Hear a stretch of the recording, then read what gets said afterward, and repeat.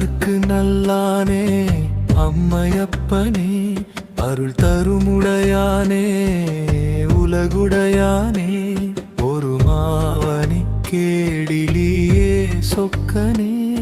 ஓம் நம சிவாயா உன்னை நான் புகழ்வே.